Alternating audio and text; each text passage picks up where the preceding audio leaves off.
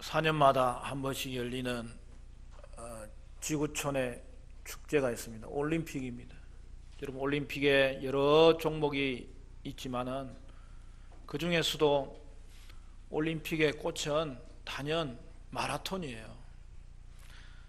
인간의 한계를 뛰어넘는 여러분 42.195km를 선수들이 달리는 것을 보면 이 경외감이 들 정도로 그렇게 감동적입니다. 근데 마라톤은 단체 경기가 아니지만 그렇다고 혼자 달리는 경기가 아니에요. 옆에 동료들이 같이 뛰는 거예요. 그리고 관중들의 응원이 있는 거예요. 길마다 이정표가 있어서 자신이 달리는 길을 잘 확인하면서 달릴 수 있는 거예요. 그리고 제일 마지막에는 주 경기장으로 들어와서 한 바퀴를 돌 때에는 관중들은 더 크게 열렬하게 그들을 응원하는 것입니다. 이같이 동료가 있고 이정표가 있고 제대로 뛰고 있다는 응원이 있기 때문에 결국에는 선수들이 끝까지 달려갈 수 있는 것이죠. 오늘 성경을 보면 믿음 생활을 경주에 비유하고 있는 것을 볼 수 있습니다. 여러분, 믿음은 경주와도 같은 거예요. 그것은 단거리이기보다는 장거리죠. 마라톤이죠. 그러나 믿음의 경주에서는 선두에 서는 것보다 완주하는 것이 중요한 거예요. 믿음의 경주에 있어서 이정표는 예수 그리스도이십니다. 여러분이 예수님을 바라보고 달릴 수만 있다면 여러분 잘 달릴 수 있어요. 제대로 달릴 수 있어요. 끝까지 달릴 수 있어요. 우리에게도 같은 길을 달리는 성도들이 있어요. 특히 믿음의 경주를 이미 잘 달렸던 믿음의 선배들이 있습니다. 여러분도 잘 달릴 수 있다고 계속 그 길을 가라고 응원하고 있는 거예요. 여러분, 믿음의 선배들이 응원하는 소리가 들리지 않습니까? 사랑하는 성도 여러분, 여러분은 믿음의 경주 잘 달렸어. 완주하는 자에게 주시는 하나님의 놀라운 상이 성도 여러분의 것이 될 수 있기를 간절히 축원합니다. 바로 앞장은 그 유명한 히브리서 11장, 그 별명이 뭐죠? 믿음장이죠. 그런데 믿음장을 우리에게 주신 이유가 뭐라는 거예요? 오늘 이 본문의 말씀을 우리에게 전해주기 위해서 믿음장을 먼저 주었다는 것이죠. 그래서 1절은 뭐라고 이야기합니까? 허다하게 둘러싼 믿음의 정인들을 너희가 보았으니 이제 우리도 믿음으로 살아야 될 것을 도전하고 있는 거예요. 1절을 보면 구름같이 둘러싼 허다한 정인이다 이렇게 되어 있는데, 사실은 원문대로 번역하면 여러분 허다한 정인들의 구름이 우리를 둘러싸고 있다는 거예요. 여러분, 하늘에 떠다니는 구름이 있지 않습니까? 그 구름과 비슷한 정인들의 구름이 있다는 거예요.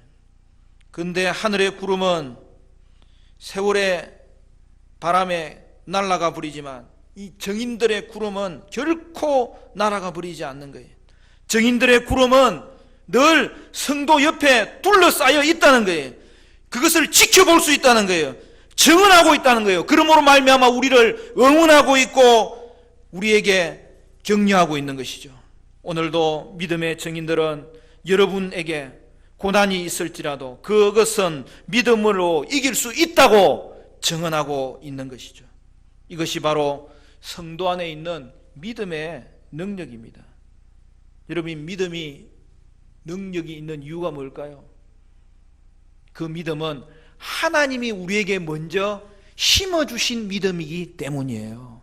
하나님이 먼저 우리에게 믿음을 주신 거예요. 그래서 여러분, 믿음의 역사는 하나님이 먼저 시작하신 거예요. 그러므로 믿음이 그 안에 역사하는 자는 믿음으로 예수를 주라 시인하게 되고 하나님의 자녀가 되는 거예요. 그뿐 아니라 그의 전 생애가 그 믿음이 일하는 것을 경험하는 것입니다. 그러므로 성도의 신앙생활은 우리가 순종하며 걸어가는 삶이면서도 우리 안에 이미 역사하신 그 믿음이 우리 안에 계속하여 우리의 삶을 이끌어가는 삶이죠. 그래서 여러분, 믿음이 시작이에요. 그리고 믿음이 이기는 거예요. 그러므로 결론은 이것입니다. 여러분도 그 어떤 고난 가운데 있을지라도 믿음으로 인내하라는 거예요. 이기라는 거예요. 싸우라는 거예요. 왜 그렇습니까? 믿음의 선조들도 이겼기 때문이라는 거예요. 여러분, 이 땅에 믿음으로 사는 사람들이 많습니까? 적습니까? 믿음의 경주도 같이 하는 사람이 있으면 힘이 나는 거예요. 그런데 어떻습니까? 온통 세상은 믿음으로 살지 않는 것처럼 보여요. 성도조차도 믿음 생활 제대로 하는 사람이 없는 것처럼 보여요. 그래서 믿음의 경주를 하다가 지칠 때에는 주님, 나만 이렇게 인내하면서 싸우는 이 싸움이 무슨 의미가 있습니까? 나만 이렇게 힘들게 싸우고 있는 것 아닌가? 낙심과 절망이 몰려올 때가 있는 것이죠. 믿음으로 사는 사람들이 보이지 않을 때가 있는 것이죠. 여러분은 어떻습니까?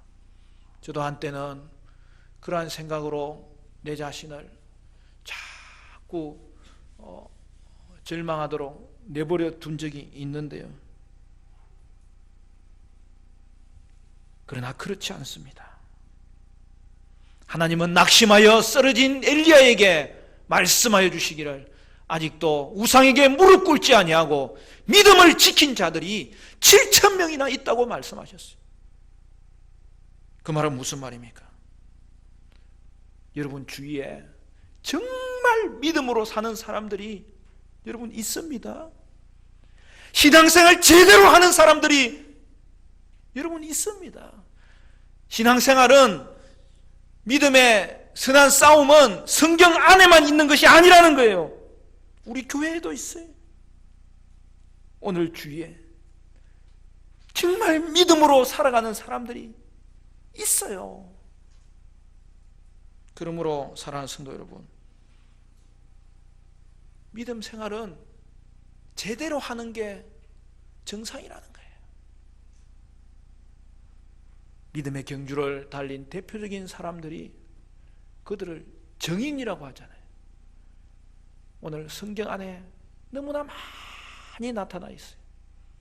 그리고 오늘 우리 주위에도 그렇게 사는 사람들이 있어요. 그들은 우리와 다른 사람들이 아니라 우리와 성정이 같은 사람이로되 믿음의 경주를 끝까지 달려갔던 것입니다. 그들은 이 땅에서 나그네로 살았지만 그럼에도 불구하고 이 땅 가운데 하나님이 두신 뜻을 붙잡고 이 땅에서도 은혜를 경험하였고 신실하게 신앙의 열매를 맺었고 또한 세상에 그것을 보여주었던 것이죠. 그러므로 성도 여러분, 여러분도 이 땅을 믿음으로 사시기를 바라고 인내로서 경주하시기를 바라고 끝까지 완주하시기를 간절히 부탁드립니다. 1절은 경주자의 자세에 대해서도 말씀해요. 경주하는 사람은 먼저 자신과 싸워야 되는 거예요. 자신이 끝까지 달려가야 되는 거예요. 생각이 집중되어야 되고 옷차림은 단순해야 되는 거예요. 오늘 우리도 마찬가지입니다. 믿음으로 인내하며 이기는 삶은 먼저 얼매이기 쉬운 것을 벗어버려야 돼요. 제 옷은 벗어야 되는 거예요. 여러분 육상 선수가 여러 겹 옷을 입고 그렇게 달리는 사람 봤어요? 그렇게 해가지고서는 완주할 수 없는 거죠. 여러분 육상 선수는 그에 맞는 복장이 필요합니다. 단순한 거예요.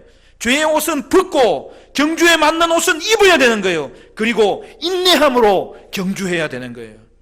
그것을 모본으로 보이신 분이 있습니다. 누구예요? 우리의 영원한 본이 되시는 예수 그리스도이십니다. 우리 2절 말씀 같이 읽어볼까요? 2절 시작. 믿음의 주요 또 온전하게 하시는 이 예수를 바라보자. 그는 그 앞에 있는 기쁨을 위하여 십자가를 참으사 부끄러움을 개의치 아니하시더니 하나님 보좌 우편에 앉으셨느니라. 여기 보면 믿음의 주요 온전하게 하시는 이 예수를 바라보자. 누구를 온전하게 하시는 거예요? 우리의 믿음을 주관하시는 분이라는 거예요. 그래서 여러분 히브리서에서 예수님을 이야기할 때 두 가지를 특별히 강조합니다. 예수는 믿음의 창시자라는 거예요. 그리고 믿음의 완성자라는 거예요. 히브리서 2장 10절에 예수님이 믿음의 창시자라고 되어 있습니다. 그는 구원을 계시하셨고 유일한 중보자가 되시고 구원을 우리에게 수여하시는 분이고 구원의 근원자가 되십니다. 또한 예수님은 그와 동시에 믿음의 완성자라는 거예요. 본인이 믿음을 완성하셨을 뿐만 아니라 그 믿음의 대상인 우리가 완성의 자리까지 나가도록 그가 주관하신다는 거예요. 책임지신다는 거예요.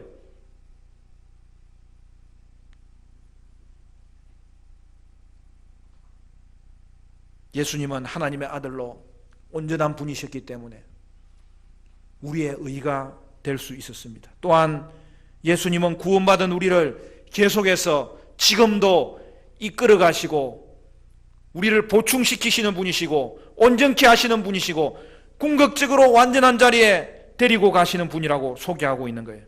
이것은 예수님과 우리의 연합을 말하는 거예요. 이제는 여러분 혼자 사는 게 아니에요. 여러분 안에 예수께서 사시는 것입니다.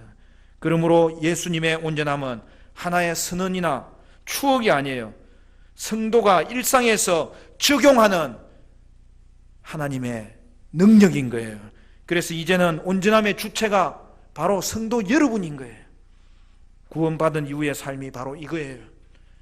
그리스도의 피가 여러분의 심령을 선한 양심으로 바꾸었어요. 그러므로 이제 성도는 더 이상 죄의 종이 아니에요. 선한 일을 할 수 있게 된 거예요. 그래서 성도의 특권은 순종이에요. 이제는 주님을 섬길 수 있는 자유를 얻은 거예요. 성도의 목표가 무엇입니까? 여러분, 성도의 목표는 이 땅에서 잘 먹고 잘 사는 데 있지 않아요. 그것은 하나님이 책임져 주세요. 성도에게는 그리스도의 장성한 분량이 충만한 데까지 이르도록 자라는 게 가장 중요한 인생의 목표가 되고 그 목표를 반드시 이루어야 되는 거예요. 그리고 그것은 고난 중에서라도 멈추지 않고 이루어지는 일이라고 성경은 말씀하고 있는 거예요. 그런데 어떻습니까? 히브리서 공동체는 고난으로 인하여 영적 성장을 멈추었다는 거예요. 그게 4절의 말씀이에요. 그래서 히브리서 기자는 고난 중에 물러서지 말고 대항하라고 다시 권면하는 거예요. 여러분 4절 같이 읽겠습니다. 4절 다 같이 시작. 너희가 죄와 싸우되 아직 피 흘리기까지는 대항하지 아니하고. 무슨 말입니까?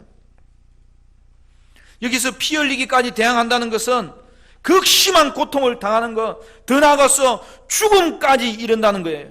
당시 히브리서 공동체는 고난받는 공동체였습니다.